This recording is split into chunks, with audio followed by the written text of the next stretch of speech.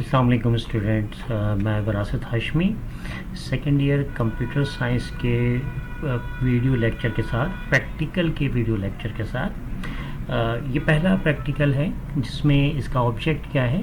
इसमें हम find out करेंगे, एक एयर इनपुट करेंगे और उस एयर को हम चेक करेंगे अकॉर्डिंग टू द कंडीशन कि ये एयर जो है वो लीप ईयर है या नहीं। लेकिन इसके लिए हमने क्या किया है, एज़ यूजुअल अपनी हेडर फाइल इंक्लूड की है। आपको बहुत अच्छी तरह पता है हेडर फाइल्स क्या होती हैं। ये लाइब्रेरी फंक्शंस होते हैं, में लाइब्रेरी होती हैं ये। उसके बाद हमने मेन फंक्शन स्टार्ट किया है। मेन फंक्शन के बाद हमने एक वेरिएबल डिक्लेयर किया इंटीजर टाइप, वेरिएबल का नाम है एयर। उसके बाद हमने स्क्रीन पे एक मैसेज प्रिंट करवाया, प्रिंट एफ। आपको पता है अच्छी तरह से कि प्रिंट एफ जो है वो फॉर्मेटेड आउटपुट फंक्शन है। स्क्रीन पे क्या लिखा हुआ आया, इंटर एयर। और उसके फ़ौरन ही बाद जब हमने, क्योंकि यहाँ पे एस्केप सीक्वेंस इस्तेमाल नहीं किया है, जहाँ ये मैसेज आएगा वहाँ पे वो आपसे इनपुट ले रहा होगा। स्कैन एफ हम फॉर्मेटेड इनपुट के लिए इस्तेमाल करते हैं और उसके लिए जो फॉर्मेट स्पेसिफायर हमने इस्तेमाल किया वो %d है। %d क्यों है? क्योंकि एयर जो है वो इंटीजर टाइप वेरिएबल है। एंड साइन क्यों लगाया है, एम्परसेंड साइन इसलिए लगाया है कि ये एड्रेस ऑपरेटर है और जो आप इनपुट करेंगे वो स्कैन एफ उठा के एयर में स्टोर कर देगा। अब हमने इसको चेक करना है।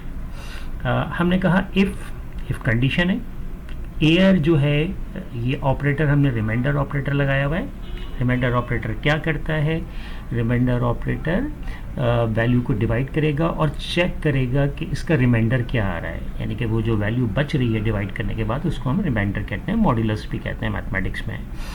अच्छा, एयर की एक वैल्यू हमने इनपुट ले ली है, उसको हमने 4 से उसको डिवाइड किया और रिमाइंडर चेक किया इक्वल टू। आपको पता है कि सी में double equal to equality check करता है, सिंगल इक्वल टू जो होता है असाइनमेंट होता है, इसलिए हमने यहाँ डबल इक्वल टू लगाया। हमने चेक किया कि एयर की वैल्यू 4 से जब हम डिवाइड करेंगे, एयर की वैल्यू क्या होगी जब हम इनपुट लेंगे, तो क्या वो 0 तो नहीं आ रही।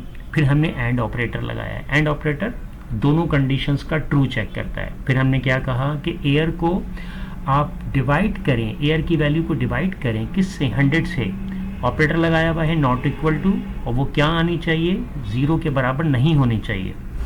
फिर हमने जो ऑपरेटर लगाया हुआ है, ये मल्टी ऑपरेटर्स आ रहे हैं यहाँ पे, ये जो ऑपरेटर है ये ऑपरेटर और ऑपरेटर है, यानी कि ये वाली दोनों कंडीशन ट्रू हो या ये वाली कंडीशन ट्रू हो।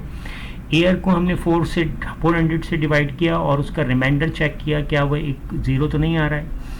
अब अगर इसमें से ये दो कंडीशंस जो हैं ये ट्रू होनी चाहिए क्योंकि एंड ऑपरेटर लगा हुआ है, या ये कंडीशन ट्रू होनी चाहिए क्योंकि और ऑपरेटर लगा हुआ है।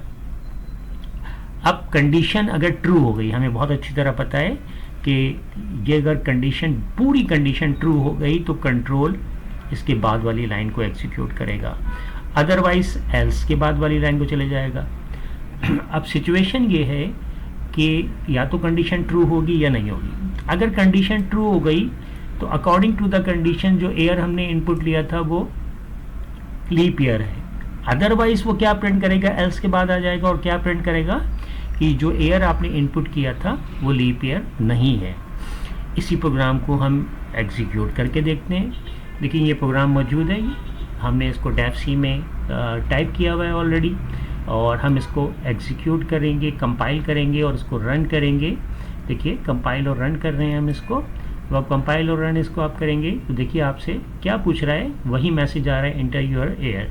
तो मैंने यहाँ पे 2022 एयर दिया है। जैसे ही मैं एंटर करूँगा तो अकॉर्डिंग टू द कंडीशन कह रहा है कि 2022 is not a leap year, ये लीप ईयर नहीं है। ठीक है, हम इसको एक दफ़ा और रन करते हैं इस प्रोग्राम को, और इसमें हम अब की बार इसको कहते हैं कि 1990 कौन सा ईयर था। हमने ईयर दिया, इनपुट किया, तो ये कह रहा है कि ये भी लीप ईयर नहीं था। आई होप कि आपको प्रैक्टिकल नंबर 1 समझ में आ गया होगा।